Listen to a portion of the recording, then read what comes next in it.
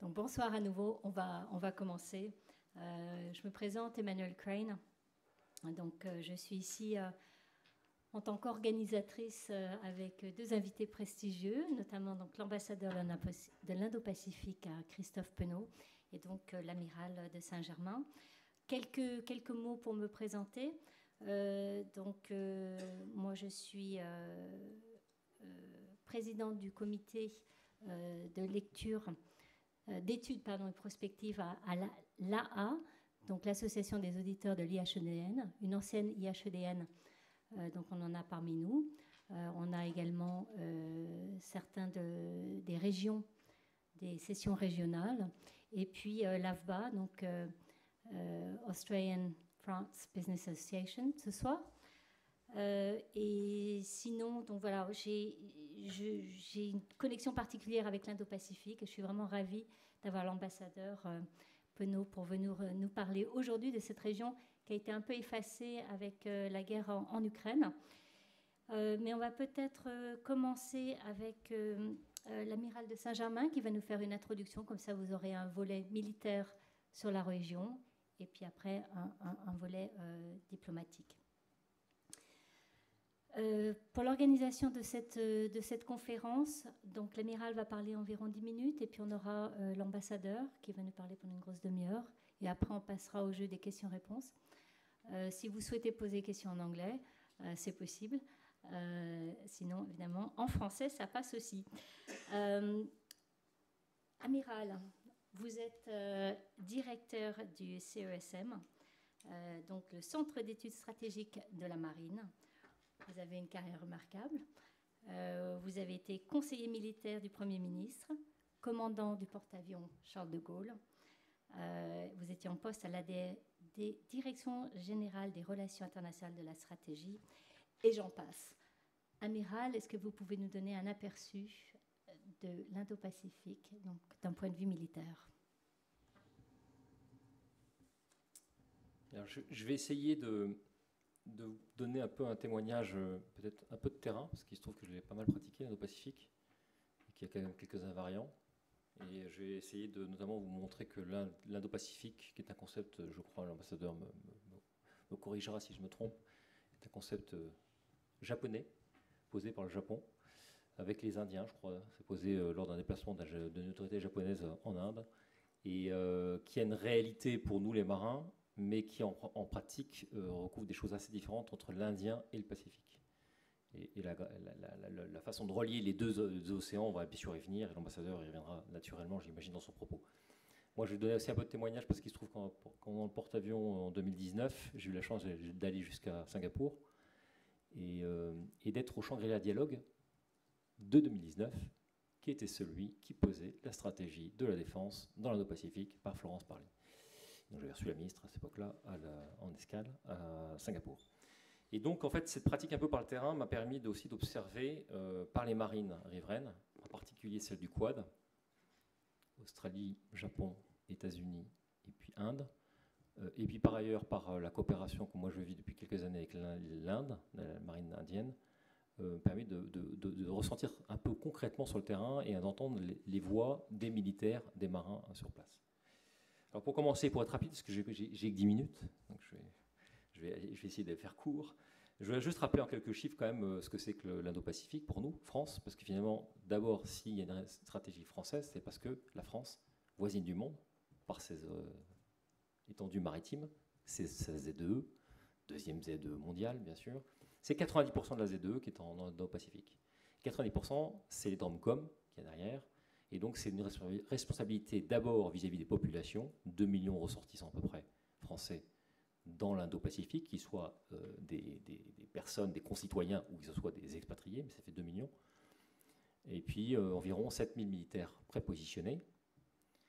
C'est une douzaine de navires de la marine présents là-bas en permanence. C'est une vingtaine d'aéronefs, essentiellement de l'armée de l'air et de l'espace, et également de la marine. Donc, en fait, c'est un dispositif très conséquent. D'abord, pour la protection, et j'imagine que l'ambassadeur, je ne vais pas m'étendre sur la stratégie elle-même, mais bien sûr, il y a un volet protection de nos concitoyens et de nos étendues maritimes, de nos intérêts là-bas, qui justifie qu'on y soit. Je vais continuer sur 2 événements récents, et je reviendrai ensuite sur 2019 et la façon dont on a posé la stratégie. 2 événements récents, le Shangri-La Dialogue du 10 juin dernier, dans lequel le premier déplacement international du ministre des Armées a été au Shangri-La Dialogue, a permis notamment de rencontrer son nouvel homologue australien. Je ne m'étendrai pas là-dessus. Deuxième événement très important, 17 juin dernier, lancement du 3e porte-avions chinois, qui est quand même un game changer par rapport aux 2 premiers, c'est-à-dire c'est un porte-avions de conception et de construction totalement chinoise, avec des catapultes et bras d'arrêt électromagnétiques, c'est-à-dire ce qu'on n'a même pas en France, et seuls les Américains ont sur un seul porte-avions, c'est le Ford. Donc vous voyez, on dit que la marine chinoise construit une marine nationale tous les 4 ans. Ils ont pour ambition de passer à 6 porte-avions, et je vais vous donner mettre une carte à l'affichage qui permettra voilà, de vous rendre compte au bilan, au-delà de la Chine, de ce que c'est que l'Indo-Pacifique, c'est-à-dire le réarmement naval majeur qui est en train de s'y passer. Donc la stratégie Indo-Pacifique, l'ambassadeur, j'imagine, la DTRA, il reviendra dessus, mais vous voyez bien que quand même globalement, on a des raisons de s'intéresser à cette partie du monde, et beaucoup de pays localement réinvestissent de façon majeure dans la partie réarmement naval, et je ne vous mets pas les chiffres pour la partie terrestre et aérienne. Vous noterez notamment qu'il y a une partie du réarmement qui concerne beaucoup les forces sous-marines.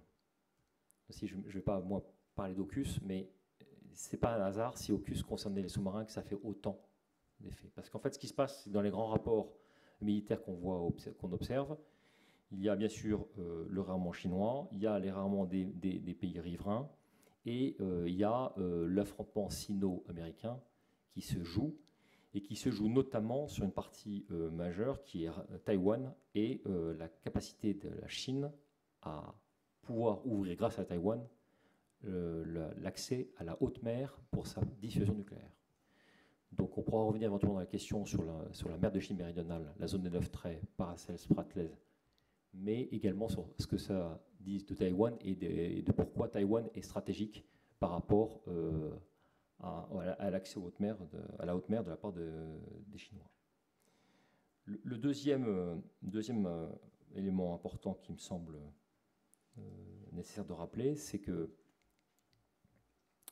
pour la France, l'Indien et le Pacifique, au bilan, ce sont 2 océans qui portent des enjeux très différents, avec un pivot au milieu de tout ça, c'est l'Inde, d'où la nécessité pour la France d'avoir un partenariat tout à fait stratégique avec l'Inde.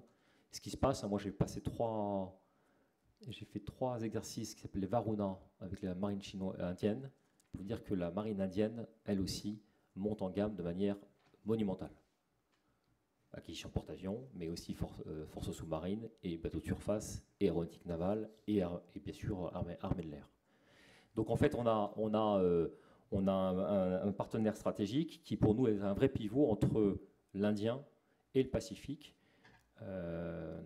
L'Indien, pour commencer, la marine française est particulièrement impliquée actuellement parce que le chef d'état-major de la marine préside ce qu'on appelle l'IONS, le symposium des chefs d'état-major des marines riveraines de l'océan Indien, notamment dans ces aspects stratégiques. Il y a toute la coopération avec les marines et les pays riverains de l'Indien sur la partie environnementale et sécurité environnementale.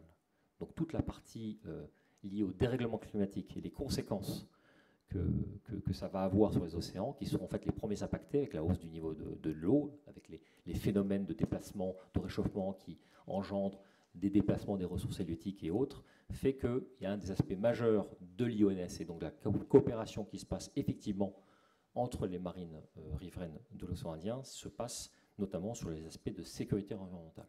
Il se trouve que la France le préside depuis 2 ans, enfin depuis 1 an, et elle a pris le relais de l'Iran. Donc le chef d'état-major de la marine discute avec le chef d'état-major de la marine iranienne. Voilà. Ça, c'est une des caractéristiques du naval, c'est qu'on se parle en mer très différemment de la façon de se parler dans des rapports autres, enfin, dans d'autres milieux, on va dire. Voilà, Après, dans l'Indien, il y a une autre zone sur laquelle je pense qu'il faut qu'on fasse un petit focus rapide, c'est le golfe arabo-persique. Quand on parle d'Indo-Pacifique, on pense beaucoup, en fait, mer de Chine méridionale et ce qu'il y a autour. Il ne faut pas oublier que le golfe arabo-persique, surtout en période de guerre avec l'Ukraine, redevient un enjeu majeur, notamment depuis le pivot asiatique du président Obama en 2008, qui a fait que notamment le golfe arabo-persique, qui était rempli de bateaux américains, est quasiment vide de bateaux américains. Dans le contexte de la guerre en Ukraine et des enjeux de gaz, notamment liés au Qatar, on ne peut faire l'effort de garder un œil sur ce qui va se passer du côté du golfe arabo-persique à l'avenir, surtout après les accords Abraham entre Israël et toute la recomposition des rapports de force et des équilibres au Proche et Moyen-Orient. Voilà sur l'Indien en quelques minutes les deux focus que je voulais faire, parce que je pense que c'est important de prendre ces sujets de maritime de façon assez différente, en mettant un peu de précision par rapport à ce qu'on parle lorsqu'on parle du grand Indo-Pacifique. Le Pacifique lui-même, la mer de Chine méridionale, la zone des 9 traits. Alors là, j'ai eu la chance d'aller naviguer jusqu'à l'ouvert de Singapour et donc aller en mer de Chine méridionale, mais pas dans les 9 traits. En revanche, il y avait une frégate qui m'accompagnait qui, elle, est allée naviguer dans les 9 traits, et on a effectivement le devoir, la France considère que la liberté de navigation partout, là où le droit le permet, doit être respectée. Donc nous marquons, nous déployons régulièrement, la Jeanne d'Arc qui va régulièrement. Il y a eu ce déploiement en 2021 de Marianne, du sous-marin Émeraude, pendant 7 mois, qui est allé jusqu'à Guam. Effort monumental en termes de logistique, notamment pour marquer la présence française dans cette région du monde. Il y a un aspect très important aussi qu'il faut noter, c'est le déploiement EFARA de l'armée de l'air et de l'espace, qui est allé jusqu'à Tahiti il y a 1 an, et qui là aussi participe directement à la posture française dans le Pacifique. Cette zone des 9 traits, je ne sais pas si vous avez vu ce remarquable reportage sur Arte qui s'appelle La poudrière de la mer de Chine. Enfin, je ne sais plus, c'est poudrière, mais je ne sais plus quel est le titre. Assez remarquable, qui refait un peu l'histoire de comment la Chine a pris la main sur les atolls, notamment par l'atoll de Scarborough en Philippines. C'est la négation aujourd'hui du droit, c'est-à-dire je prends, sans faire la guerre, une île qui ne m'appartient pas, et ça grâce aux flottilles de pêche. Et là, on a un phénomène qui est un phénomène d'affirmation évident de puissance de la part de la Chine, mais qui s'est traduit par une action, j'ai envie de dire, sous le seuil de la guerre. Et en fait, en mettant les Philippins devant le fait accompli en 2012 par Scarborough, ça a été le point d'entrée pour ensuite prendre la main sur un certain nombre d'atolls autour et donc créer la zone de 9 traits, qui est absolument stratégique pour la Chine, pour notamment le déploiement de ces SNLE. D'où tout le dispositif qui est en train de se monter, d'où notamment le développement des porte-avions. Les porte-avions chinois sont d'abord prévus pour pouvoir protéger cette zone-là, qui était le premier sanctuaire pour la Chine, qui laisse le premier accès pour sa force de dissuasion. Et donc, Taïwan, dans ce dispositif-là, est un pivot évident que les Chinois, visiblement, cherchent à gagner pour pouvoir ensuite s'ouvrir vraiment la liberté d'accès à la haute mer et donc reprendre la main sur le Pacifique, là où aujourd'hui, il y a un containment réel de la part des Américains grâce à la ligne d'île qui va du Japon aux Philippines et ensuite jusqu'à l'Indonésie, Taïwan, qui permet de faire du containment. Donc là, il y a un enjeu, il y a un rapport de force majeur qui se joue, qui est après présenté sous couvert de l'histoire, et bien sûr d'un point de vue économique, mais il y a d'un point de vue stratégique et force sous-marine, il faut avoir conscience que Taïwan est la porte dont ont besoin les Chinois. Voilà. Je ne vais pas aller beaucoup plus loin peut-être dans mon propos, parce que autrement je vais passer trop de temps et je vais laisser la place à l'ambassadeur. Éventuellement, dans les questions, je pourrais revenir sur des aspects si vous avez besoin de précision. Je vous remercie. Merci beaucoup, Amiral, pour cette perspective militaire de la région. Monsieur l'ambassadeur, je vais revenir un peu sur votre carrière. Donc, vous êtes ambassadeur de l'Indo-Pacifique depuis novembre 2020. Avant ça, vous étiez ambassadeur en Australie. Certains d'entre vous ici connaissaient l'ambassadeur Penaud à Canberra. Puis, avant cela, vous étiez ambassadeur en Malaisie. Et puis, vous avez occupé de nombreux postes à Tokyo, à Hanoï, à Ottawa. Et vous êtes rentré au ministère des Affaires étrangères en 1983. Monsieur l'ambassadeur, je vous cède la parole. Merci beaucoup. Vous m'entendez bien ? Merci d'abord de m'avoir invité à faire cette présentation devant vous. C'est toujours un plaisir de venir à l'école militaire et de rencontrer les auditeurs de l'IHEDN. Merci Amiral pour votre présentation liminaire très utile. Je ne sais pas jusqu'à quel point vous êtes les uns et les autres très familiers avec cette notion d'Indo-Pacifique. Il me semble que ce ne serait pas inutile peut-être de reparler 5 minutes en début d'exposé du concept lui-même et aussi de ce que vient de dire l'amiral sur les réalités différentes qu'il recouvre. D'abord, je dirais ce que n'est pas l'Indo-Pacifique. L'Indo-Pacifique n'est pas un concept géographique, comme pouvait l'être la notion d'Asie-Pacifique, que l'Indo-Pacifique a remplacé maintenant, et qui était fondée sur une réalité géographique qui était celle du bassin du Pacifique. Ce n'est pas non plus un ensemble qui a sa propre existence politique, ni non plus sa propre réalité économique. Pour nos entreprises, il n'y a pas de marché indo-pacifique, ça n'existe pas. Il y a des marchés nationaux, peut-être régionaux. L'ASEAN peut être vu sous l'angle d'un marché régional, en tout cas une partie de l'ASEAN. Mais de la même manière que nous le verrons plus tard, lorsqu'on parlera du détail de notre stratégie, nous développons beaucoup d'actions indo-pacifiques dans un cadre bilatéral ou dans un cadre régional. Et puis l'amiral l'a rappelé, quand on parle de l'océan Indien, de l'océan Pacifique, on a deux réalités différentes qui sont pas exactement les mêmes.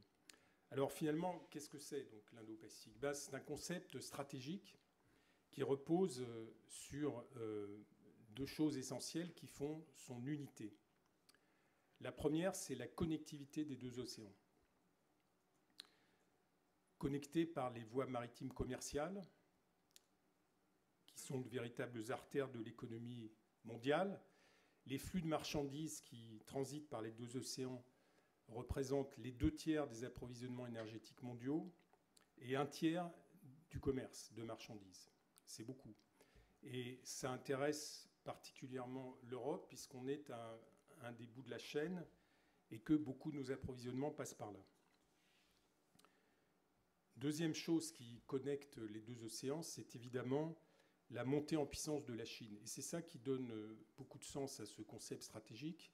C'est qu'en fait, l'Indo-Pacifique, c'est le théâtre de l'assertion croissante de la puissance chinoise à laquelle on assiste depuis une douzaine d'années. N'oublions pas non plus l'émergence de l'Inde, qui est un autre phénomène majeur, qui a tendance à être un peu occulté par l'assertion de la Chine, mais qui est bien présent dans ce concept d'Indo-Pacifique, alors qu'il n'était pas présent dans le concept d'Asie-Pacifique, qui était apparu dans les années 80. J'ajouterais une dernière chose au sujet de ce concept, c'est que, comme vous le savez sans doute, la Chine n'aime pas cette idée, ce concept d'Indo-Pacifique, parce qu'elle considère qu'il est dirigé contre elle. Mais paradoxalement, c'est en grande partie la Chine qui a donné corps à ce concept, notamment à travers son initiative des routes de la soie, qui a été lancée en 2013, et qui a fait de l'Indo-Pacifique ce qu'il est aujourd'hui, c'est-à-dire un nouveau théâtre stratégique, un nouvel ensemble géopolitique et géoéconomique dominé par la question de la gestion de la puissance chinoise. Donc on peut dire en effet que la stratégie Indo-Pacifique est un moyen pour limiter, pour contraindre l'assertion de la puissance chinoise. Mais j'ajoute immédiatement que la stratégie Indo-Pacifique n'est pas exclusivement consacrée à répondre aux défis que nous pose, et qui sont nombreux, la compétition avec la Chine. Nous avons aussi nos intérêts propres à faire valoir dans cette zone où se joue une partie de notre avenir. Et je voudrais maintenant expliquer ce que sont ces intérêts. D'abord, l'Indo-Pacifique constitue à l'évidence le nouveau centre de gravité de la compétition stratégique mondiale. Alors c'est vrai, on vient de le voir et l'amiral en a parlé, c'est une zone qui est caractérisée par de profonds bouleversements stratégiques qu'entraîne l'assertion croissante de la puissance chinoise, on l'a vu, et le développement rapide de la compétition sino-américaine. C'est aussi un espace de tension. L'amiral a donné des exemples tout à l'heure, la mer de Chine, où l'on assiste à une remise en cause du droit international et de la liberté de navigation. Mer de Chine qui s'ajoute à d'autres foyers de tension qui existent dans la région, parfois de manière plus ancienne. La péninsule coréenne, la frontière sino-indienne, la mer de Chine de l'Est, des contentieux territoriaux avec le Japon, et évidemment, on en a parlé, le détroit de Taïwan. Tout ceci se déroulant sur un fond de croissance très forte des dépenses d'armement, comme l'illustrait la carte qu'on a vue tout à l'heure, de la part de tous les acteurs, à commencer par la Chine. 7 des plus gros budgets de défense mondiaux sont dans cette zone. 7 sur 10. Alors tout ça a un impact direct sur la sécurité de l'Europe, évidemment, sur la stabilité de ses marchés, celle de ses approvisionnements. Et ça justifie pleinement que la France se soit dotée d'une stratégie indo-pacifique avec un premier pilier qui est le pilier sécurité et défense, qui essaye de répondre à ces questions que je viens de poser et de contribuer à leur solution. Deuxième chose, s'agissant des intérêts, c'est le poids évidemment démographique et économique de cet ensemble. 60% de la population mondiale, 50% de la production mondiale, de la richesse globale, et déjà aujourd'hui plus de 40% de la consommation mondiale. Donc tout ça sont des marchés qui sont essentiels pour nos entreprises. Et c'est dans cette zone par ailleurs que se situent d'une part les principales réserves de croissance, c'est le moteur de l'économie mondiale. Et aussi, c'est dans cette zone que se situent les moteurs de l'innovation, en particulier de l'innovation numérique. D'où le deuxième pilier de notre stratégie, qui est un pilier économique, qui comprend aussi le problème de la connectivité qui se pose avec beaucoup d'acuité, avec des besoins énormes dans cette zone, et les problèmes, bien sûr, du développement. Troisième chose dont je voulais parler s'agissant de nos intérêts, l'Indo-Pacifique compte 6 membres du G20 et c'est un ensemble qui joue un rôle crucial dans l'efficacité du système international qui est aujourd'hui menacé, alors que la défense du multilatéralisme et de la règle de droit sont des valeurs fondamentales sur lesquelles la France et les partenaires de l'Union européenne se sont fortement engagés. C'est donc en travaillant avec les pays de cette zone que nous parviendrons à renforcer le système multilatéral, comme nous le souhaitons, et à réformer les institutions, les organisations internationales. D'où le troisième pilier de notre stratégie, qui est multilatéralisme et règles de droit. On pourrait y revenir, si vous voulez, dans les questions. Et enfin, c'est dans cet espace, peut-être encore davantage qu'ailleurs, que se joue notre capacité à répondre aux grands défis mondiaux, c'est-à-dire aux autres priorités de l'action internationale de la France et de l'Union européenne, le dérèglement climatique, 45% des émissions mondiales de CO2, 4 pays dans le top 20 des grands émetteurs se situent en Indo-Pacifique, sans compter la vulnérabilité particulière des petits États insulaires dans les 2 océans aux conséquences du dérèglement climatique. Mais il y a aussi la protection de la biodiversité, la protection et la gestion durable des océans, la santé mondiale. On retrouve là le 4e pilier de notre stratégie. Je viens de les nommer, ce sont les enjeux globaux. Alors, quels sont les objectifs de la stratégie française? Comme vous le savez sans doute, cette stratégie a été lancée en 2018 à l'occasion des visites du président de la République en Inde et en Australie. C'est une initiative que le président de la République a lui-même portée, ce qui lui donne évidemment beaucoup de force. Et nous étions à cette époque les premiers au sein de l'UE à adopter une stratégie indo-pacifique. Nous avons été suivis en septembre 2020 par l'Allemagne et les Pays-Bas, et puis en 2021, septembre également, il y a eu la publication de la stratégie européenne dont je parlerai tout à l'heure. Donc la stratégie française, elle a près de 4 ans d'existence, elle est maintenant bien connue. Moi, je peux dire qu'il me semble, à travers le poste que j'occupe, qu'elle a renforcé notre légitimité dans la zone comme acteur et que nos actions ont acquis, dans ce cadre-là, une bonne visibilité.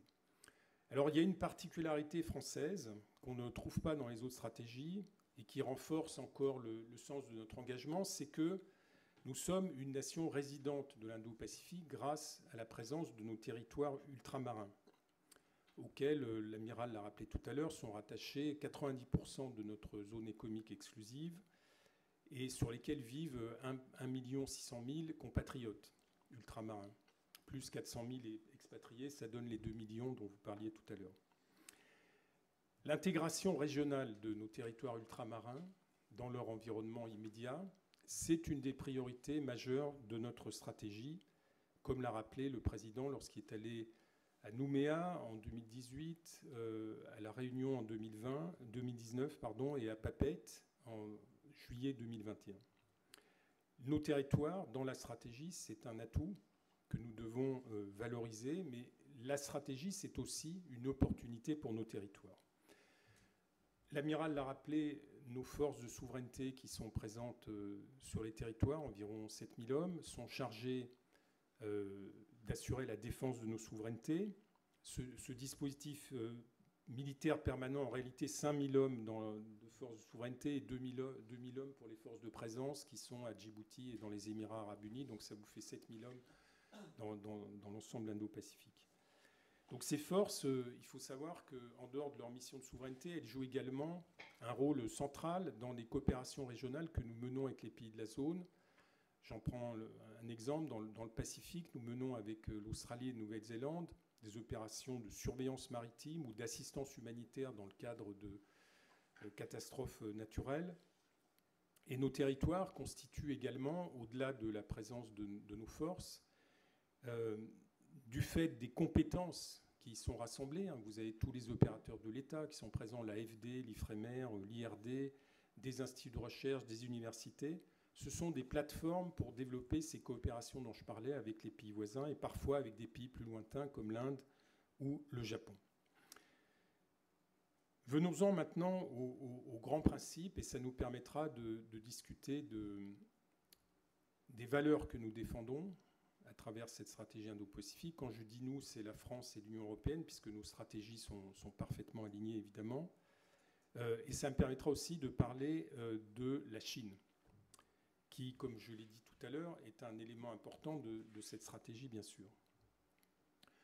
Donc, un des objectifs principaux, pas le seul, de la stratégie indo-pacifique française, c'est de proposer aux pays de la région une espèce d'offre alternative à l'approche chinoise. Je le souligne encore, ça n'est pas notre seul objectif. Notre stratégie ne se limite pas au seul défi chinois, mais c'est un objectif important. Dans nos stratégies, si on veut définir nos principes et les objectifs qui en découlent, je crois qu'on doit en retenir 3. D'abord, on porte en Indo-Pacifique notre vision de l'ordre international, c'est-à-dire la promotion du multilatéralisme, le respect de la règle de droit, en particulier la liberté de navigation et la centralité de la Convention des Nations Unies sur le droit de la mer, mais aussi le respect des normes internationales en matière économique ou en matière d'aide au développement.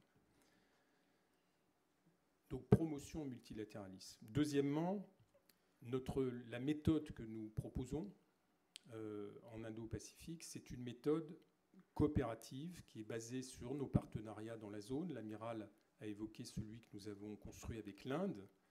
On peut parler aussi du Japon, de l'Indonésie, de quelques autres. Méthode coopérative basée sur nos partenariats également avec les organisations régionales qui jouent un rôle important, en particulier l'ASEAN, mais aussi l'Association des États riverains de l'océan Indien, à laquelle nous avons adhéré fin 2020.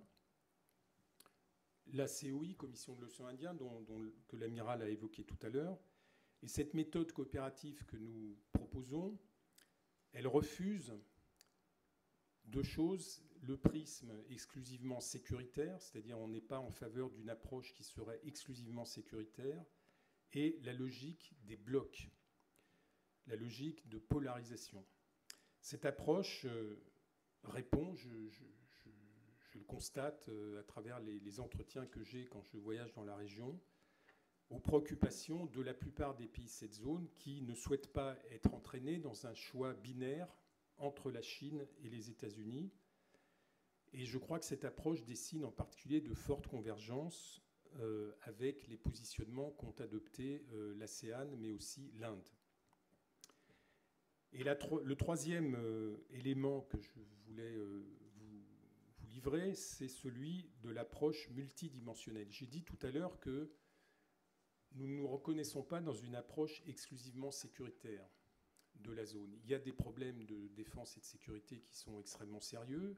Nous contribuons, notamment par nos déploiements, vous avez bien fait de rappeler, nous déployons 2 fois par an en moyenne depuis 2014 en mer de Chine du Sud. Ça représente un effort considérable pour la marine, mais il y a aussi des déploiements aériens d'ailleurs. Ça nous donne aussi une légitimité, ça nous donne une présence. On est de loin le seul pays d'Europe, et je comprends là-dedans le Royaume-Uni, qui se déploie de manière aussi régulière avec cette fréquence. Donc les défis sécuritaires, ils existent, ils sont sérieux, on y consacre des moyens, mais ce ne sont pas les seuls. Il y a les défis économiques, il y a les défis du développement auxquels il faut répondre. Il y a les défis de la connectivité dont je parlais tout à l'heure, avec des besoins en investissement considérables dans la zone. Et puis il y a les défis globaux dont je parlais également, le dérèglement climatique, la biodiversité, la gestion des océans, etc. Alors maintenant, j'en viens à la Chine, puisqu'on parle des principes, parce que ces principes, on les défend aussi vis-à-vis de la Chine. Et puis la question vient toujours, qu'est-ce que notre stratégie Indo-Pacifique a à dire vis-à-vis de la Chine? C'est une question évidemment centrale, puisque l'Indo-Pacifique est le théâtre de la compétition avec la Chine, et que cette dimension chinoise nourrit naturellement nos stratégies françaises et européennes, même si, encore une fois, ce n'est pas le seul enjeu.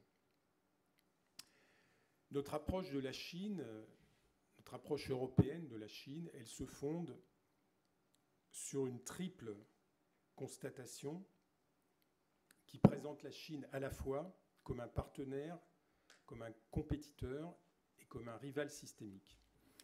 Premièrement, la Chine peut être un partenaire. Il est essentiel que nous poursuivions avec elle un dialogue exigeant. C'est notre conception, et c'est le cas en particulier sur les enjeux globaux, comme le changement climatique, sur les aspects de non-prolifération, Corée du Nord, négociations sur le nucléaire iranien, dont la Chine est partie, ou encore sur la recherche d'un cadre commun pour le traitement de la dette africaine, par exemple. L'année dernière, quand le président a organisé à Paris une grande conférence sur le traitement de la dette africaine, les Chinois étaient invités, et nous discutons avec eux de ce sujet.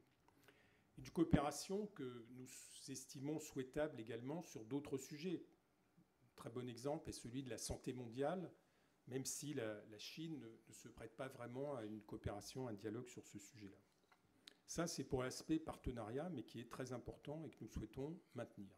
Ensuite, la Chine est un compétiteur très sérieux sur les plans économiques et technologiques, ce qui implique que l'Union européenne soit capable de défendre dans ces deux domaines ses intérêts et sa souveraineté. Les défis économiques que pose la Chine sont multiples. Il y a les problèmes de réciprocité en général dans notre relation économique avec elle, les problèmes de dépendance vis-à-vis du marché chinois, puisque pour nos exportations ou pour certains composants stratégiques que la Chine produit en grand nombre, le degré d'intégration des économies chinoises et européennes est assez élevé, notamment pour certains pays comme l'Allemagne. Et enfin, dans la compétition sur les marchés tiers, Pékin recourt à des pratiques que nous condamnons, comme la coercition économique, et ne respecte pas non plus les normes environnementales, sociales ou de soutenabilité de la dette, comme nous le voyons dans la mise en œuvre de son initiative sur les routes de la soie, l'initiative dite Belt and Road. Alors ça, c'est pour la compétition. Et enfin, la rivalité systémique, qu'est-ce que ça veut dire ? Eh bien, ça veut dire que la Chine cherche à imposer un modèle politique différent et qu'elle défend une vision de l'ordre international qui n'est pas la nôtre. Nous sommes en désaccord sur les valeurs, qu'il s'agisse de la règle de droit, des ingérences, de la coercition économique ou l'endettement non soutenable dont je viens de parler. Et plus généralement, nous constatons que la Chine a tendance à contester l'ordre international fondé sur les règles, fondé sur le multilatéralisme, la gouvernance mondiale, et ce sont des dossiers que nous cherchons au contraire, nous, à soutenir et à promouvoir. Alors, quand on décrit ce triptyque, il est assez complexe et on voit bien qu'il est difficile à maintenir. C'est ce que nous avons essayé de faire depuis 2019. Cette vision que je décris, elle a été adoptée en 2019 par l'Union européenne. Elle est toujours valable aujourd'hui. Je ne sais pas s'il est réaliste aujourd'hui de penser que nous pourrons la maintenir. En tout cas, c'est ce que nous souhaitons. Et ce que nous constatons très clairement, c'est que depuis quelques années, notamment à la faveur de la crise de la Covid, mais aussi de la question du Xinjiang, de la reprise en main de Hong Kong, de l'attitude de la Chine vis-à-vis de la Lituanie, on constate qu'en fait, le balancier penche très nettement depuis quelques années vers la rivalité systémique et non pas vers la coopération ou le partenariat. Donc, je crois que la conclusion, elle est simple, c'est que l'Europe a évolué et doit évoluer. Le temps qui n'est pas si lointain, où la Chine était considérée comme lointaine et où la Chine était considérée comme un pays avec lequel on pouvait imaginer compenser nos différences politiques et systémiques par l'intégration économique, ce temps-là est complètement révolu. Voilà. Alors, je ne sais pas combien de temps il me reste. J'avais encore 2 ou 3 points à évoquer, une dizaine de minutes peut-être. D'abord, je voulais vous parler des dernières évolutions de la stratégie française. Je ne vais pas reprendre tout l'historique ni toutes les actions qu'on mène. On pourra y revenir si vous avez des questions. Mais je voulais dire que depuis 2018, nous avons beaucoup avancé.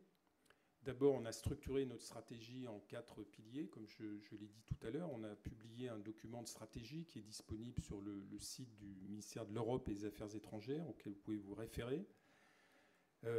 Et puis, on a surtout renforcé notre engagement sur le terrain, en particulier à travers des partenariats que nous avons intensifiés avec, j'en parlais tout à l'heure, avec l'Inde, le Japon et les pays de l'ASEAN, et avec les organisations régionales. Et alors, plus récemment, au cours de l'année écoulée, il y a eu des évolutions très importantes. D'abord, il y a eu l'annonce de l'accord AUKUS en septembre 2021, qui a entraîné une rupture de confiance et la suspension de notre partenariat stratégique avec l'Australie, qui était un des piliers de notre action dans la région.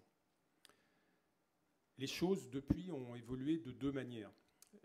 Premièrement, la défaite électorale récente de M. Morrison, et puis la conclusion aussi, il n'y a pas si longtemps, d'un accord pour solder le contrat des sous-marins entre le Commonwealth et Naval Group, crée des conditions qui sont très favorables pour une reprise de la coopération bilatérale franco-australienne, avec, de mon point de vue d'ancien ambassadeur là-bas, de très bonnes perspectives, s'agissant notamment de notre coopération dans l'Indo-Pacifique, puisque nos stratégies sont convergentes et que l'Australie est un acteur majeur, on l'a toujours su, et puis aussi de nos actions conjointes dans le Pacifique.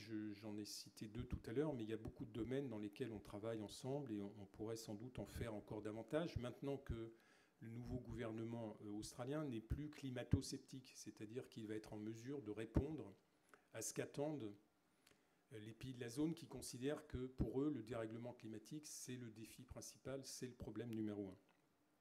Donc je suis assez optimiste sur la reprise de nos relations, et c'est bien d'avoir pu tourner la page d'AUKUS de ce point de vue-là. Ensuite, AUKUS, vous vous en souvenez, a ouvert une crise politique qui a eu paradoxalement pour résultat de renforcer la concertation franco-américaine ainsi que la concertation entre les États-Unis et l'UE sur l'Indo-Pacifique, sous la forme de consultations beaucoup plus régulières, d'un dialogue plus continu, y compris sur la Chine. Et je dirais, moi j'ai une longue expérience de l'Asie dans ma carrière, comme l'a rappelé Emmanuel tout à l'heure. J'ai servi dans plusieurs postes asiatiques. C'est la première fois, je crois, que la France et les États-Unis ont un dialogue aussi approfondi sur l'Asie. Ça ne s'était jamais passé auparavant.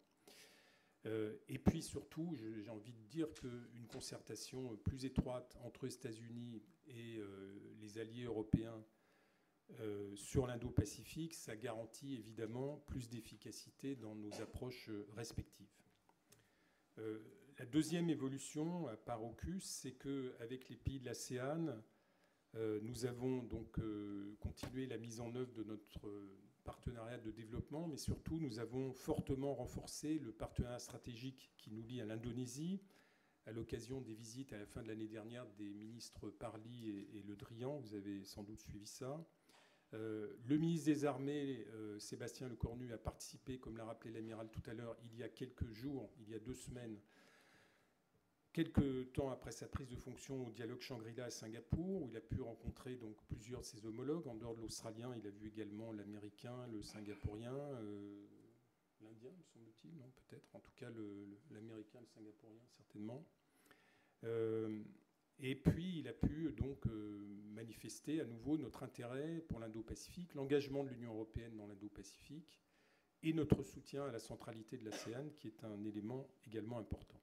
Et la troisième évolution majeure sur laquelle je vais m'arrêter maintenant, c'est l'adoption en septembre 2021, à peu près concomitante avec l'annonce d'AUKUS d'ailleurs, de la stratégie européenne. Alors pour nous, c'est fondamental parce qu'on a longtemps plaidé en faveur d'une stratégie européenne ambitieuse dans l'Indo-Pacifique. Et l'adoption d'un document en septembre 2021, que je vous invite à lire si vous ne l'avez pas déjà fait, est une avancée majeure pour nous, et ça montre qu'il y a eu une prise de conscience collective. Tous les pays n'ont pas le même intérêt pour la région, ni le même niveau de présence, le même degré d'engagement, mais collectivement, on a décidé que l'Indo-Pacifique, ça comptait pour nous, que les enjeux de l'Indo-Pacifique étaient importants, et ça a été une décision collective prise par les États membres, mais aussi par les institutions, par la Commission et par le SEAE. Dans l'analyse des enjeux et la définition des priorités, nos stratégies européennes et françaises et allemandes d'ailleurs sont parfaitement alignées, elles se complètent mutuellement. Pourquoi c'est important pour nous la stratégie européenne? Parce que c'est la bonne échelle pour répondre aux défis de la zone sur des sujets comme la connectivité, le développement, le commerce et l'investissement. Et aussi parce que le fait d'être à 27 nous permet de porter plus fortement nos valeurs, les messages dont je parlais tout à l'heure, sur le multilatéralisme, sur la non-confrontation, l'approche coopérative, l'approche multidimensionnelle. Et à 27, on est davantage entendu que si on parle tout seul. Comment l'UE va pouvoir agir? D'abord, elle a des partenariats bilatéraux solides avec les pays de l'Indo-Pacifique. C'est le cas avec l'Inde, le Japon, l'Australie, partenaire stratégique également de l'ASEAN. Et donc, c'est le renforcement de ces partenariats qui va porter le développement de la stratégie, avec la conclusion de nouvelles alliances vertes ou de nouveaux partenariats, par exemple dans le domaine de l'économie digitale, comme on l'a fait très récemment avec le Japon. Ce qui est important aussi dans la stratégie européenne, et quand je parlais tout à l'heure d'échelle d'intervention, c'est que ça nous amène aussi des budgets, des ressources supplémentaires. Et bien sûr, la Commission qui a annoncé sa nouvelle stratégie qui s'appelle Global Gateway, qui a annoncé le 1er décembre dernier, qui comporte 5 domaines prioritaires, mais c'est essentiellement la connectivité, parce que c'est le numérique, le transport, Il y a aussi la santé, l'éducation et la recherche. La moitié des financements de cette initiative vont venir des États membres, mais l'autre moitié viendra de l'Union européenne, et avec un effet de levier qu'on espère important sur les financements du secteur privé. Et vous l'avez vu au cours de la présidence française du Conseil de l'Union européenne, qui s'achève à la fin de ce mois, nous avons accordé une certaine priorité à l'Indo-Pacifique, notamment à travers l'organisation d'un événement qui a été le forum ministériel du 22 février, qui était le premier événement de ce type, à ce niveau, entre l'UE et ses partenaires de l'Indo-Pacifique. Il y avait une quarantaine de ministres qui étaient présents, en tout 56, je crois, participants. Et nous avons pu à la fois manifester de manière concrète l'engagement européen et la volonté européenne de s'engager sur le long terme dans cette région, et en même temps discuter de manière concrète également de sujets de coopération entre nous, notamment dans les 3 domaines qui ont fait l'objet de tables rondes, qui étaient sécurité et défense, connectivité numérique et enjeux globaux. Donc c'est une occasion pour nous de réaffirmer notre attachement aussi commun avec les pays de l'Indo-Pacifique à la stabilité de la région, au multilatéralisme, à la règle de droit. Et je pense que cette opération a été un succès. En tout cas, elle a lancé une dynamique. Et je suis persuadé que les futures présidences tchèques, suédoises, espagnoles, mais aussi le travail des institutions et notamment de la Commission vont permettre de poursuivre cette dynamique. Voilà, je voudrais conclure sur un point un petit peu différent, mais qui est quand même lié de très près à l'Indo-Pacifique, qui est l'Ukraine. Et je suis sûr que vous auriez des questions là-dessus, donc je vais un peu répondre par avance. C'est évident que ce qui se passe en Ukraine a des répercussions importantes sur l'Indo-Pacifique. Et je voudrais en évoquer 3. Il y en a beaucoup dont on peut parler après, le rôle de la Chine, l'attitude de l'Inde, etc. Mais je voudrais en évoquer 3 brièvement. D'abord, ce que souligne la guerre en Ukraine pour l'Indo-Pacifique, c'est la pertinence des principes que nous défendons et sur lesquels se retrouvent beaucoup d'acteurs. La souveraineté et l'intégrité territoriale, le multilatéralisme, la résolution des tensions par le dialogue et par une approche coopérative, ce sont des valeurs qui sont bafouées par la Russie en Ukraine et que nous défendons en Indo-Pacifique. Donc leur pertinence, si j'ose dire ainsi, est démontrée en négatif par ce qui se passe en Ukraine et incite les pays de l'Indo-Pacifique à réfléchir aux conséquences que ce genre d'action unilatérale et qui bafoue le droit peut avoir sur la stabilité d'une région. Deuxièmement, la guerre en Ukraine, très clairement, renforce la polarisation et installe donc encore plus une logique de bloc à laquelle nous nous opposons.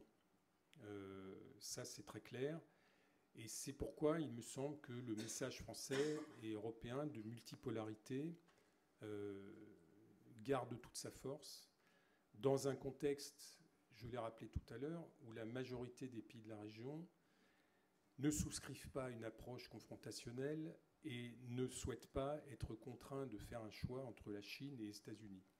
Donc le message sur la multipolarité, sur la volonté d'éviter la polarisation et la logique de bloc qui est en train de s'installer, il est quelque part rendu plus fort parce que ce qui se passe en Ukraine.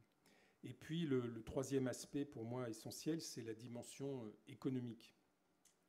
Parce qu'on voit bien que ce qui se passe en Ukraine et les conséquences de ce qui se passe en Ukraine renforcent le débat, et renforcent les interrogations sur la sécurité économique, la question des dépendances économiques, la résilience des chaînes de valeur et plus généralement les incertitudes qui pèsent sur l'avenir de l'économie globale.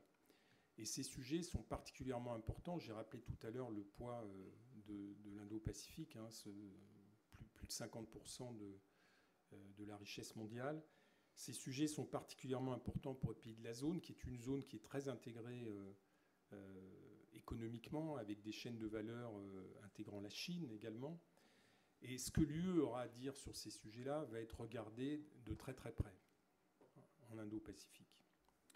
Voilà, et donc la dernière question, et je conclurai là-dessus, c'est de savoir, parce que vous étiez sur le point de me la poser, de savoir si la crise en Ukraine ne va pas détourner les Européens de ce nouvel engagement qu'ils ont souhaité en Indo-Pacifique. Eh bien, pour moi, la réponse est non. Je vous l'ai dit, nos intérêts sont importants, ils restent les mêmes, l'Ukraine ne change rien à ça, et ces intérêts continuent à motiver un renforcement et un engagement de long terme de notre part dans cette région si importante. Merci beaucoup.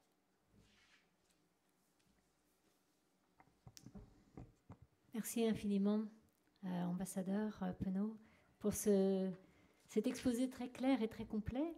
Alors, on va passer aux questions dans la salle, si vous voulez bien vous présenter. S'il y a une première question. Pas de questions? Je vais peut-être commencer par la première. Vous en avez préparé, j'espère. Ah, une question, oui, madame. Bonjour. Je vais me lancer, parce qu'il n'y a pas de question. Vous avez parlé les pays ne veulent pas choisir entre la Chine et les États-Unis, mais est-ce qu'aujourd'hui, ce n'est pas plutôt pour certains aussi un choix entre la Chine et la Russie, sur le plan économique, sur le plan du gaz, etc. Non, ce qui domine la région, c'est la compétition sino-américaine. Et vous avez une région où les États-Unis ont été dominants pendant très longtemps, depuis l'après-guerre, jusqu'à, on va dire, une période récente. Et aujourd'hui, la montée en puissance de la Chine, son assertion croissante, remet en cause la domination américaine. Et ça va même assez loin, parce que le message chinois, c'est le message évidemment du déclin américain et du fait que les États-Unis sont en train de perdre leur statut de puissance numéro un. Mais dans la région, si vous voulez, c'est une région qui s'est longtemps tournée vers les États-Unis. Quand vous regardez les alliances, Australie, Nouvelle-Zélande, Japon et Corée, Philippines, Thaïlande pendant très longtemps, l'ASEAN a été longtemps assez proche des États-Unis, même si elle a toujours voulu entretenir des relations extrêmement étroites avec la Chine. J'ai parlé de l'intégration des chaînes de valeur économique. Non, ce qui se joue, c'est une compétition sino-américaine. Après, je ne crois pas que les pays aient à choisir entre la Chine et la Russie. C'est plutôt entre Chine, Russie et États-Unis, de mon point de vue. La Russie est présente dans cette région, il ne faut pas l'oublier. Elle a une façade maritime sur le Pacifique. Elle fait partie des pays qui sont associés par l'ASEAN aux structures qu'on appelle ASEAN+, c'est-à-dire le sommet d'Asie orientale, le dialogue ARF, ASEAN Regional Forum. Et la Russie est présente dans pas mal de ces pays, c'est vrai. Mais je ne crois pas que ça se pose en termes de choix entre la Russie et la Chine. Je pensais par rapport au conflit en Ukraine. Oui, mais par rapport au conflit en Ukraine, la Chine et la Russie sont assez alignées. Et simplement, ce qui se passe dans la région, c'est peut-être ça que vous aviez en tête, c'est que beaucoup de pays ne suivent pas automatiquement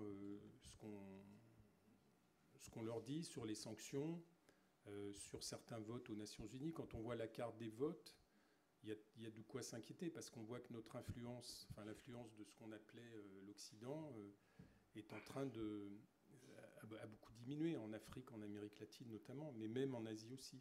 Vous avez beaucoup de pays qui se sont associés aux condamnations, mais qui ne s'associent pas aux sanctions. Donc ça veut dire que les pays de la région, et je crois que c'est important qu'on le prenne en compte, ne se reconnaissent pas dans une vision, encore une fois, polarisée entre, par exemple, les démocraties et les régimes autoritaires.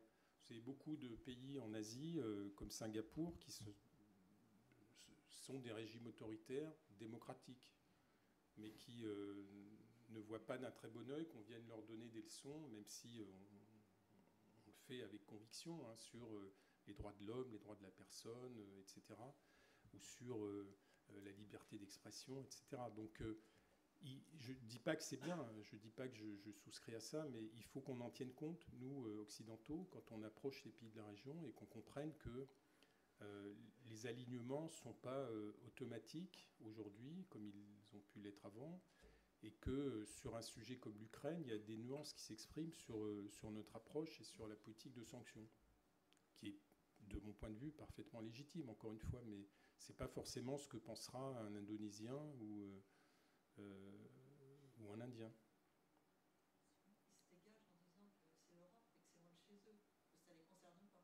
Oui, mais ça, voilà, c'est une manière de botter en touche et de ne pas aborder le sujet. Non, mais je crois que tout ça traduit profondément, en tout cas dans l'ASEAN, si vous voulez, un malaise vis-à-vis de la polarisation. C'est pour ça que je crois fortement que le message français-européen peut être entendu et qu'il a de la valeur pour ces pays-là. C'est parce que la polarisation, eux, ils ne se reconnaissent pas là-dedans. Ils ne veulent pas choisir entre les États-Unis et la Chine. Ils ont des économies qui sont complètement intégrées avec la Chine. Ils craignent la Chine, donc ils veulent un accommodement avec la Chine.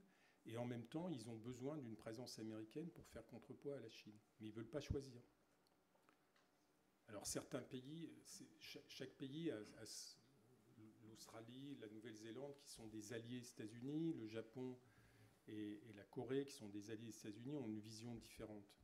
Mais l'ASEAN et l'Inde ont clairement cette vision de ne pas vouloir choisir et de ne pas vouloir être placés face à un tel choix, un espèce de choix binaire dans lequel ils ne se reconnaissent pas. La Nouvelle-Zélande, elle s'est mise un petit peu en retrait oui, aussi. Du fait de l'AUKUS, du fait de la propulsion nucléaire. Oui, et puis ils ont leur propre conception aussi des alliances. Si vous me permettez, juste pour revenir sur l'Ukraine, là, en complément. Parce que l'Ukraine, il y a un changement majeur. Enfin, ça a introduit une dimension qu'on avait un peu oubliée, qui est la dimension nucléaire. Qu'est-ce que ça a comme impact sur l'Indo-Pacifique? Pour répondre à la question entre Russie et Chine, c'est que je pense qu'il y a beaucoup de pays riverains en Indo-Pacifique qui se disent que la Russie, après ce qu'elle fait en Ukraine, comme nation dotée, ça pose un deuxième problème face à la Chine. Donc, je dis ça parce que le risque de prolifération, notamment des pays de l'Indo-Pacifique, du Pacifique lui-même, je ne vous dis pas que c'est le cas, mais on peut se poser la question de savoir comment la Corée du Sud, avec la Corée du Nord, qui est quand même aussi un problème, on peut penser à d'autres pays qui vont vouloir, quelque part, rentrer dans une démarche d'acquisition d'armes nucléaires pour assurer leur protection, avec des problèmes de plus en plus importants avec Chine et Russie. Donc je veux dire, les conséquences de l'Ukraine, ça c'est sûr, ça va induire une réflexion, ou ça induit déjà une réflexion dans des pays, notamment dans l'Indo-Pacifique, sur qu'est-ce que je fais vis-à-vis du nucléaire. Donc en fait, on a, sans prendre parti pour un pays, la Russie ou la Chine, puisque c'est votre question de départ, je pense qu'aujourd'hui c'est plutôt, on a maintenant encore plus de problèmes devant nous, dans la capacité à nous défendre, à nous protéger face à des gens qui sont aujourd'hui, qui effectivement s'assient sur le droit, qui sont capables de... Voilà. Alors, ce qui est intéressant sur l'Ukraine, c'est qu'on découvre que les pays peuvent envahir un autre pays. C'est des choses, je vous parlais de Scarborough tout à l'heure, 2012. Ils ont pris de fait une île, et ça ne nous a pas plus alertés à l'époque, hein, sans doute. Hein. Ceux qui sont là-bas, si, mais nous, on a vu ça très loin, sans doute. Inhabité, mais pour autant, inhabité. Je ne sais pas dans quel état il était Scarborough. Inhabité, oui. Mais donc il y avait quand même une prise d'un territoire et qui correspond en fait à la même démarche de ne pas respecter une souveraineté d'un pays, quel qu'il soit. Je voudrais compléter, ajouter une chose, et ce qui renforce ce qu'a décrit l'amiral par rapport au risque nucléaire, en tout cas la tentation que certains pays pourraient avoir de se doter de l'arme nucléaire, c'est que tout ça se fait sur fond de grandes incertitudes vis-à-vis des États-Unis. Il ne faut pas l'oublier. Je veux dire, le président Biden, il en a encore pour 2 ans, on ne sait pas qui viendra après. Donc tous les pays de la région, qu'ils le disent ou non, se posent la question de la pérennité de l'engagement américain. depuis Trump.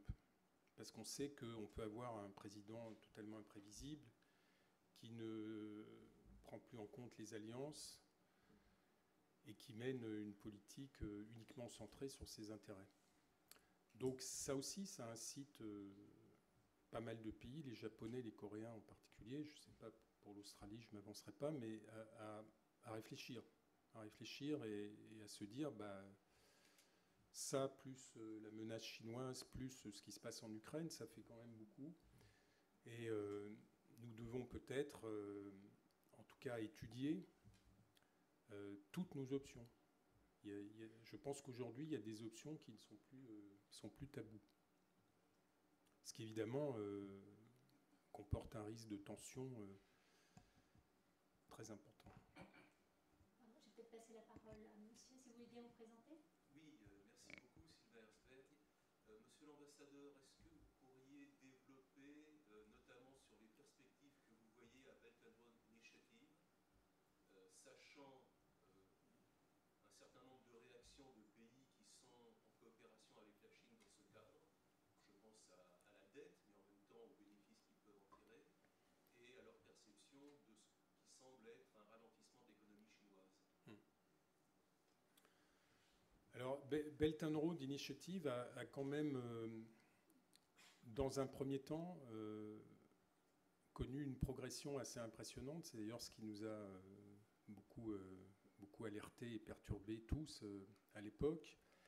Et c'est vrai qu'aujourd'hui, on a l'impression que les choses peuvent ralentir un peu. Je crois que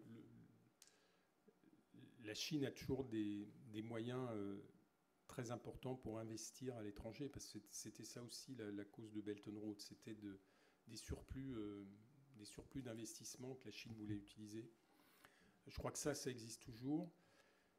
Je crois qu'il y a eu des cas intéressants, celui du Sri Lanka en particulier, qui est un pays qui s'est très lourdement endetté auprès de la Chine et qui est maintenant en situation de surendettement et en cessation de paiement, et qui ne semble pas, en tout cas jusqu'à maintenant, avoir choisi de se mettre complètement entre les mains de la Chine, et qui cherche plutôt à élargir le cercle de ses créanciers en faisant appel, plus qu'elle ne l'a fait par le passé, à l'Inde et peut-être à d'autres institutions monétaires. Donc vous avez raison, il y a une évolution.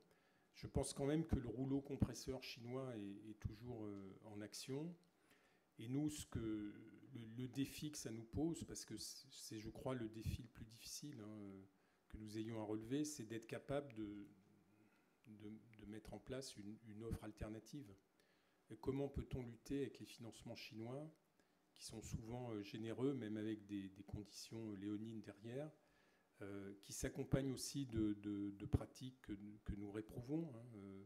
Il n'y a pas c'est pas seulement l'endettement, c'est aussi les pratiques environnementales, le travail forcé éventuellement,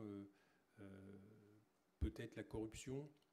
Tout ça, en principe, on ne fait pas. Donc comment s'aligner sur une telle offre et être capable de convaincre les pays qui ont besoin d'investissement dans leurs infrastructures qui viennent chez nous, Européens, Américains, Japonais, Australiens, qui fassent appel à nous pour développer cette infrastructure. Ça, c'est vraiment un sujet qui est compliqué.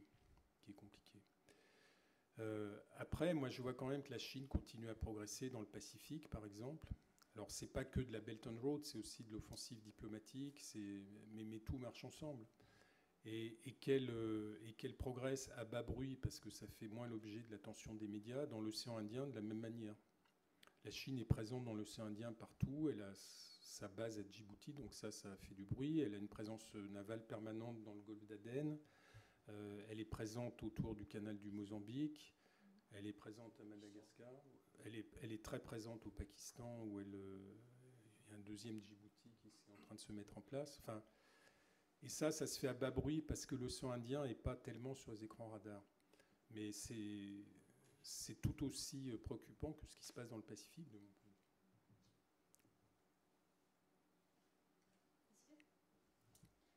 Tout d'abord, merci de vos présentations qui sont très claires. Vous avez évoqué l'Ukraine et Taïwan.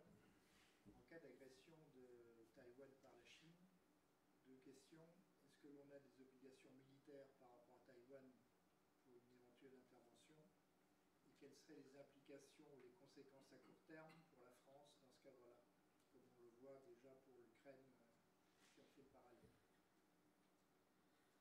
Je laisserai l'amiral compléter, mais ce que je peux dire en première réponse, et puis je vous laisserai compléter ensuite, on n'a aucune obligation militaire vis-à-vis de Taïwan, et finalement les États-Unis n'en ont pas non plus. Il n'y a pas de traité, il n'y a pas d'OTAN, il n'y a pas d'article 5 qui enclencherait automatiquement. D'où l'intérêt de l'ambiguïté stratégique que les Américains ont maintenue toujours autour de Taïwan, et d'où l'intérêt de propos dissuasifs qu'ils tiennent récemment.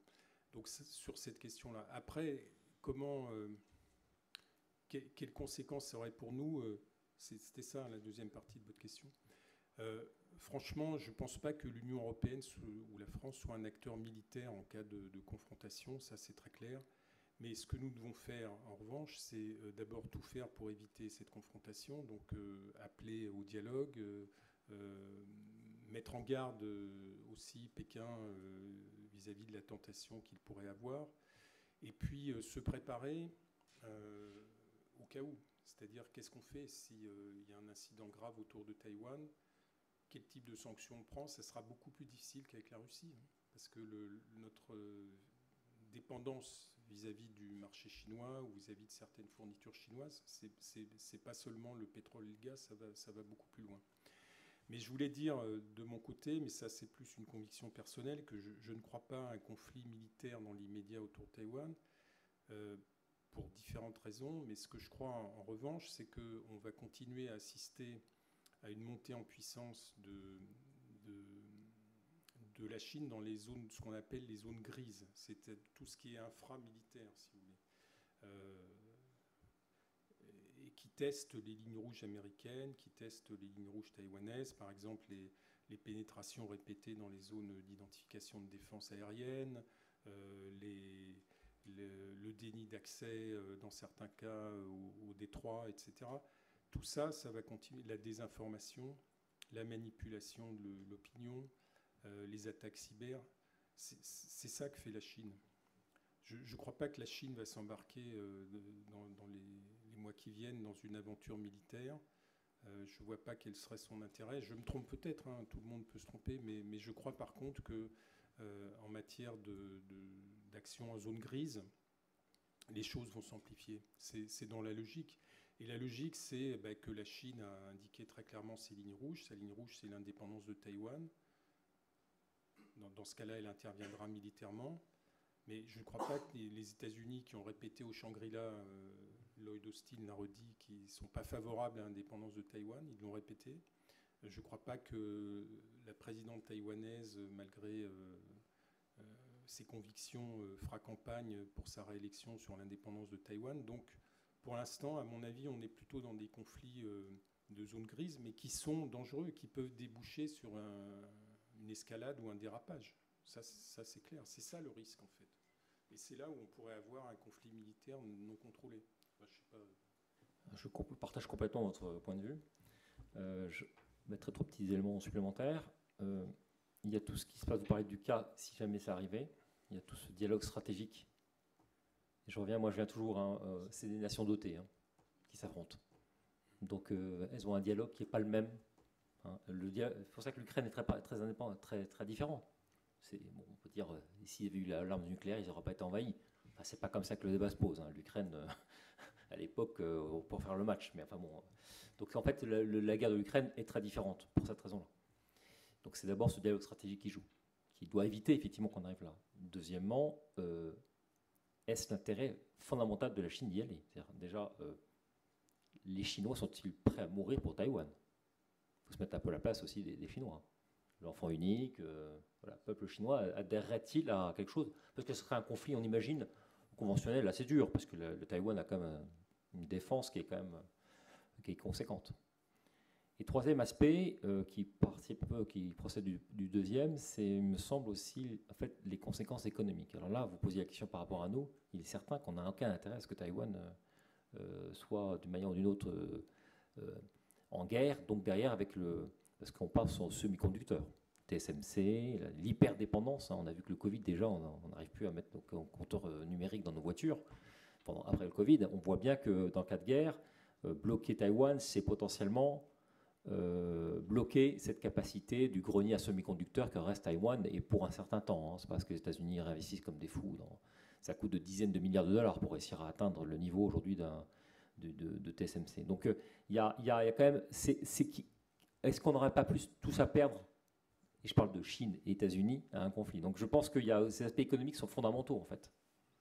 Et ce qui me fait moi dire très personnellement que je pense que Taïwan a compris ça depuis très longtemps, parce que l'investissement dans le semi-conducteur, à mon avis, est une forme d'assurance vie, voilà, qui durera ce qu'elle durera, mais a pu participer justement à cette hyper-dépendance. On s'aperçoit que la mondialisation qui nous rendait tous hyper-dépendants économiquement pour éviter la guerre, c'est pas le cas. On voit même sur l'alimentation, puisque le blé ukrainien.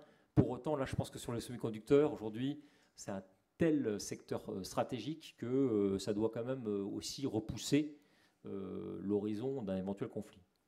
En complément, je suis complètement en phase avec l'ambassadeur sur l'occurrence, le risque d'occurrence.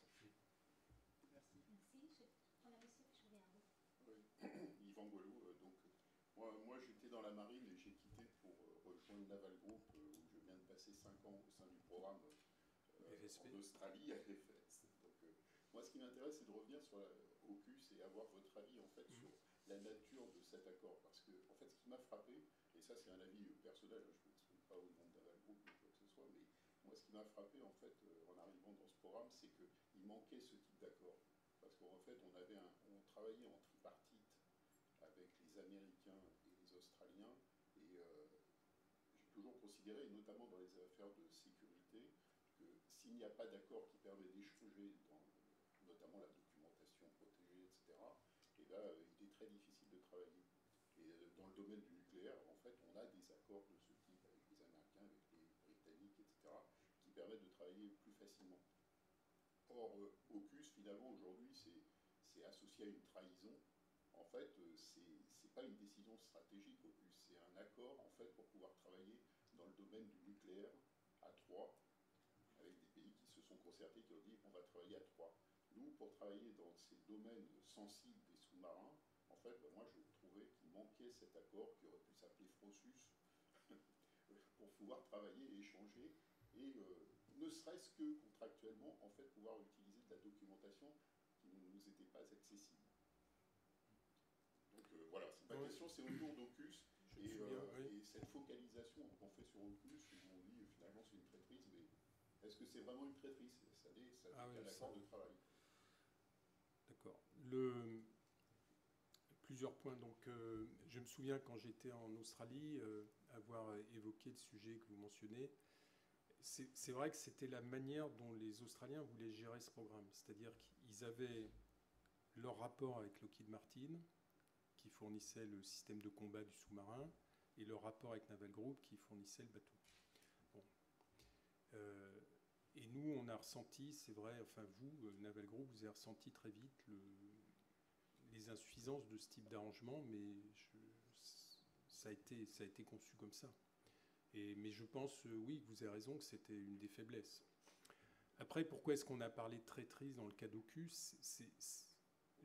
L'Australie est libre de faire ses choix souverains et de décider que, au regard de ce qu'elle estime être la menace chinoise, son besoin a changé. Mais là où on n'a pas accepté, c'est que ça s'est fait sans concertation préalable, sans information préalable. 15 jours avant, on avait une réunion des deux ministres de la Défense et des Affaires étrangères. Rien n'a été dit. Non seulement rien n'a été dit, mais dans le communiqué, on a écrit ensemble, à 4, que le programme des sous-marins restait au cœur de notre relation. 15 jours avant AUKUS, enfin, c'est ça. C'est le sentiment d'avoir été trahi, oui, d'avoir été trompé. Oui. Trompé. Et le fait aussi que les Américains ne nous aient pas parlé parce que, disent-ils, ils avaient demandé aux Australiens de le faire. Bon, ça a entraîné une crise diplomatique dont j'ai dit tout à l'heure que finalement elle avait été bénéfique, en tout cas pour ce qui concerne notre relation avec les Américains. Mais vis-à-vis des Australiens, ça a été une rupture de confiance totale, alors que notre partenariat reposait sur la confiance. Il reposait sur la confiance parce que non seulement on avait ce contrat des sous-marins, mais aussi on avait des échanges militaires sur des questions extrêmement sensibles. On avait des sujets de coopération sur des questions extrêmement sensibles. Et tout ça demande une confiance réciproque. Si vous n'avez plus la confiance, c'est terminé. Donc c'est ça qu'il faut rebâtir maintenant. Mais est-ce que ça interroge en fait sur la nature des accords, des partenariats, oui. Notamment maintenant, parce que finalement, accord-partenariat, c'est parfois uniquement, enfin je veux dire, c'est pas caricatural, mais c'est de la diplomatie, de la tape dans le dos, de la bonne entente, de l'amitié éventuelle, mais c'est pas forcément très engageant. Allez ajouter quelque chose. Moi, je vais parler de ma perception vue du côté du ministère des Armées, parce que finalement, AUKUS, c'est quelque chose qui a été lancé par le ministre Drian, mais quand il était ministre de la Défense. Et en fait, je pense qu'effectivement, ce que ça touche, je pense qu'on a touché une forme de limite sur la façon dont on a vu, souvenez-vous, ça a commencé beaucoup avec le Rafale, les exports armements, en fait, et comment, en fait, finalement, pour des motifs d'export parfaitement justifiés, et on pourrait revenir, enfin, c'est pas le sujet. En fait, on a sans doute limité un accord stratégique à un contrat d'export. Et donc, je pense que c'est la différence peut-être chez les anglo-saxons, qui, en fait, d'ailleurs, dans AUKUS, ont mis beaucoup plus de choses que simplement. D'ailleurs, les sous-marins, à la fin, arriveront je ne sais pas quand. Mais on voit bien qu'il y a beaucoup plus de choses. Alors, surtout que c'est Five Eyes, donc en plus, il y a une connexion différente. Où là, c'est Three Eyes, mais dans la communauté Five Eyes. Donc, ça, je pense qu'effectivement, nous, on n'a pas... Nos accords stratégiques, sans doute, n'ont pas au départ du tout le même axe, qui peut-être explique à la fin, effectivement, il y a une crise diplomatique générée par une rupture de contrat qui vient de se terminer, puisqu'évidemment, il y a eu un deal entre l'Australie et le Naval Group. Mais l'histoire des Three Eyes, c'est quand même très important, c'est-à-dire que c'est un accord qui est tout sauf inclusif. C'est un accord entre anglo-saxons et entre les trois qui ont les coopérations la plus étroite en matière de renseignement, en matière militaire, etc. Donc ça, c'est très compliqué à faire pour nous, parce qu'avec qui on a ce degré, avec certains Européens, avec les États-Unis peut-être, mais c'est compliqué. Enfin, c'est une chose qui est un peu à construire pour nous, alors que pour eux, il y a déjà cette structure Five Eyes qui est très prégnante quand même chez les anglo-saxons, et à juste titre. Et puis dans les 5, il y en a 3, le cœur qui se mettent ensemble. C'est facile, ils parlent la même langue, ils ont la même culture. Vous avez vu que le problème de la langue n'était pas minime dans la mise en œuvre de notre contrat. On en a parlé l'autre jour. Et, donc c'est plus facile. Mais vous avez raison, tous les deux. On travaille, enfin dans la marine, on le sait. Enfin, moi je suis allé souvent à Bahreïn, il y a l'étage des Five Eyes et puis il y a l'étage des autres. Si on n'a pas d'accord, on ne discute pas à bon niveau en fait sur les sujets qui nous préoccupent en océan Indien. Donc, je veux dire, c'est un sujet qui est très général, dans lequel on sait dialoguer et on sait quels sont les moyens pour dialoguer. Voilà, c'est tout ce que je veux dire. Je ne veux pas aller plus loin. Merci. Monsieur ? Oui, bonjour monsieur l'ambassadeur, merci pour votre éclairage. Bonjour amiral également. J'avais deux questions à vous poser assez rapides. La première, on ne peut que se réjouir effectivement du rapprochement de la France et de l'Inde. On sait que ça n'a pas toujours été historiquement le cas. Par contre, la position récente de l'Inde par rapport aux mesures d'embargo, et en particulier sur l'énergie, avec un rachat important de pétrole russe revendu à nos pays avec une marge confortable, n'est-elle pas de nature à remettre en cause ce climat de collaboration, de coopération qui s'est établi? Ça, c'était ma première question. Ma deuxième question, vous avez abordé les aspects économiques et de la route de la soie. On sait l'importance des détroits, des ports, qui prendront peut-être d'autant plus d'importance que les voies maritimes vont devenir encore plus importantes dans le futur si d'autres voies terrestres ne sont plus accessibles. On sait l'agressivité chinoise pour acquérir, j'allais dire, le pouvoir dans les ports et les détroits. On n'a peut-être pas grand-chose, enfin ma question c'est, est-ce qu'on a grand-chose à opposer sur un plan économique, même au niveau européen, lorsque l'on voit par exemple la faiblesse avec laquelle, pas uniquement la France, l'Europe, défendu, par exemple, la prise de position chinoise au port du Pirée, la prise de participation chinoise au port de Trieste, la prise de participation, alors pour l'instant, de fonds d'investissement à Barcelone. Et je ne parle même pas de l'aéroport de Toulouse, pour ne pas nous faire plus de mal. Ce que je veux dire par là, c'est qu'on a déjà du mal à contenir les prises de participation un peu sauvages de la Chine sur nos ports stratégiques. Comment les défendre dans une zone comme l'Indo-Pacifique? D'accord. Première question, avec l'Inde, il y a très clairement un désaccord sur la manière dont on perçoit le rôle de la Russie et les conséquences, notamment en matière de sanctions qu'on souhaite tirer de la crise en Ukraine. Donc il y a clairement un désaccord qui s'explique assez facilement d'ailleurs par les relations de dépendance que l'Inde entretient avec son partenaire russe, des relations anciennes. Bon, moi je crois qu'entre partenaires proches, on peut avoir des sujets de désaccord. Il faut qu'on les gère, on en discute, on essaye de convaincre les Indiens, on essaye de les convaincre qu'il faut que leur position évolue, même si ça prend du temps.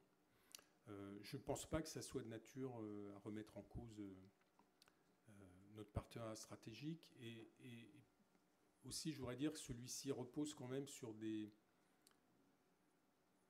choses qu'on a en commun, hein, sur ce qu'on appelle l'autonomie stratégique. C'est quelque chose qui parle immédiatement aux Indiens, qui est dans l'ADN français, en tout cas depuis le général de Gaulle. Et donc, je pense que là, on a vraiment une proximité. Et que quand les Indiens nous disent que, au nom de l'autonomie stratégique, ils ont une position différente de la nôtre sur la Russie, je pense qu'on peut comprendre aussi. Donc je ne suis pas inquiet de ce point de vue-là, et je pense honnêtement que l'Inde est notre partenaire de loin le plus fort dans la région. Et je crois qu'on a un partenariat qui est très ancien. Il ne faut pas oublier que ça date des années 90 quand même. On n'a pas que les Rafales et les sous-marins, on a aussi le nucléaire, on a aussi l'espace, et puis cette proximité sur la conception que nous avons de notre politique étrangère qui est très très forte.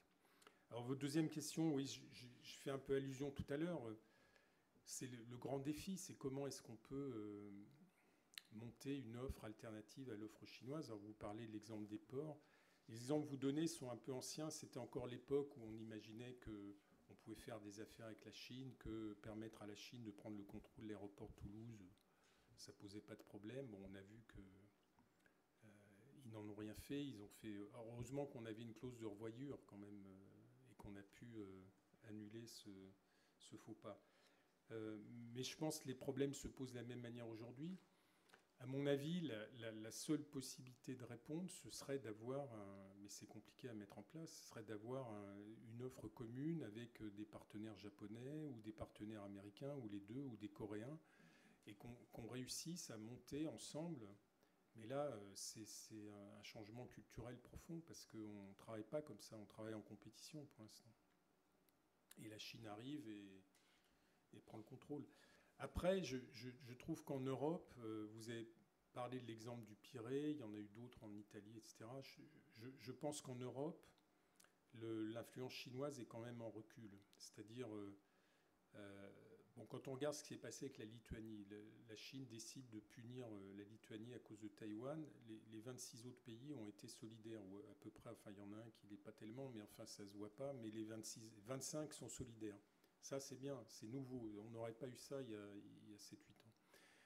Deuxièmement, la Chine a monté en Europe un format qu'on appelle le 17+1, qui comportait des pays de l'UE et des pays non UE, comme la Serbie, et qui avait un forum de discussion avec la Chine. Alors, la Chine sait très bien faire ça, elle traite les petits pays. Nous, on a tendance à ne pas voir les petits pays, on voit que les grands pays, eux, ils traitent tout le monde. Dans le Pacifique, c'est ce qu'ils font. Quand un dirigeant du Pacifique va à Pékin, il est reçu par tout le monde, par le Premier ministre, par le président Xi Jinping, etc. Ils ont monté ce 17+1, donc finalement, je crois que c'est la Lituanie qui est sortie. La plupart des membres de l'UE qui sont là-dedans ont plutôt envie de sortir, mais n'osent pas le faire, donc ils réduisent leur participation à un niveau infra-ministériel lors des réunions. Et on voit aussi que dans la diplomatie des vaccins, la Chine est allée trop loin dans son agressivité, et que, à mon avis, elle a perdu du terrain. Et puis, il y a tout l'aspect réglementaire européen, et tout le travail qui a été fait sur justement les prises de participation, le contrôle des investissements étrangers, qui va nous prémunir maintenant contre ce genre d'action hostile. Donc je crois en tout cas pour ce qui est de l'aspect européen, on est dans une meilleure situation aujourd'hui. Après, comment on fait pièce à l'influence chinoise dans les détroits, dans les ports, c'est un sujet compliqué. Il faut qu'on fasse ça avec les Américains et les Japonais, les Australiens, tous ensemble. Sinon, on n'y parviendra pas. Les détroits et les ports. En 2019, ça commence il y a 3 ans. Donc on se déploie avec le porte-avions. On se disait, c'est un bon test, parce qu'on va jusqu'à Singapour, on le fait savoir, donc on va voir où est-ce qu'ils vont venir nous chercher. On les a vus dans le golfe d'Aden, pour les raisons en fait historiques de la lutte anti-piraterie, parce qu'ils sont toujours là pour pouvoir garantir le passage de leur convoi, et après on ne les a pas vus. Pas à Malacca, nulle part. Ce que je veux dire par là, c'est que je pense effectivement qu'en fait, il ne faut pas non plus se faire peur inutilement. C'est-à-dire qu'ils ont aujourd'hui un vrai sujet, je vous parlais de 9 traits, voilà, sanctuariser ça. Ils ont un vrai sujet sur Taïwan. Ils sont en train de monter, je ne sous-estime pas les chiffres que je vous montrais tout à l'heure, mais je pense sincèrement qu'il faut... non, ils sont aussi installés à Djibouti. Mais il y a une bascule, on parlait tout à l'heure du ralentissement de l'économie chinoise. Je ne sais pas si vous avez lu ce livre de David Bavrez, le frère de Nicolas, Chine-Europe. Il est très intéressant. Ce qu'il dit très clairement, c'est qu'en fait, le vrai sujet, plus que jamais pour Xi, plus que jamais, ça va être de continuer à faire que son peuple reste sous contrôle, que le Parti communiste chinois garde la main, et face à un peuple qui désormais est un peuple qui a des besoins qui sont ceux d'un pays enrichi quelque part. Donc il a un niveau de vie qui a augmenté, et le principal besoin pour lui, c'est en fait faire venir la matière pour pouvoir nourrir son propre marché intérieur. D'où le discours de Bavrez qui est de dire, en fait, l'Europe a beaucoup plus à faire en Chine, et donc à pas trop s'aligner avec les États-Unis. Bon, c'est vu d'un Français en Hong Kong, donc avec une approche effectivement et très économique. Mais je pense que sur le constat de la bascule d'efforts, et donc maintenant la question de produire en Chine pour les Chinois, fait que les choses changent, et donc à l'image de ce que disait l'ambassadeur à l'instant. Donc je pense qu'on est effectivement, d'où peut-être effectivement ce repli moins présent en Europe. En plus, ils ont été tellement rapides et ça s'est tellement vu qu'effectivement il y a une protection naturelle qui s'est constituée autour. Et je crois que c'est là-dessus. Et juste pour l'Inde, concernant l'Inde, je rejoins complètement ce que disait l'ambassadeur, c'est-à-dire qu'on dit qu'ils sont comme nous, quoi. En fait, on n'a pas d'amis. Et ça, je veux dire, aujourd'hui, plus que jamais, on a un monde où on n'a pas d'amis, on a des partenaires. Et donc des intérêts, et donc des partenaires en fonction des intérêts. Et donc là, c'est là qu'il faut savoir, effectivement, nous on est français, c'est-à-dire que nous, c'est à la vie et à la mort. Et je pense qu'effectivement, il faut qu'on se dise que dans un monde, comme dit souvent le chef d'état-major de la marine, nous sommes un peu toujours des herbivores dans un monde de carnivores.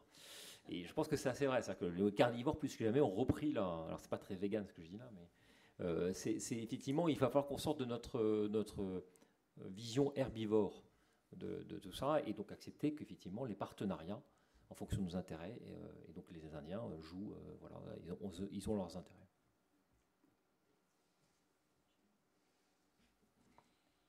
Voilà, alors il est 20h. On s'arrête, oui, pardon, excusez-moi. Je voulais vraiment chaleureusement remercier l'ambassadeur Penaud et l'amiral d'avoir répondu présent à la dernière minute à mon invitation. Donc j'espère que ça vous a donné un bel éclairage sur cette région passionnante. Et ce qu'on souhaite faire avec le comité d'études et prospectives, c'est organiser des conférences chez nos alliés. Donc à la rentrée, je je vais contacter nos amis partenaires, je ne sais plus comment les appeler, japonais, indiens. Les Britanniques sembleraient répondre présents aussi, donc ce sont quand même aussi, ils sont également présents dans la région. Donc voilà, c'est dans la continuité. Donc je remercie vraiment beaucoup ambassadeur Penaud d'avoir débuté cette suite d'événements qui devra se concrétiser donc à la rentrée. Et je vous souhaite un très bon été à tous et merci, on fera à l'australienne. Thank you very much.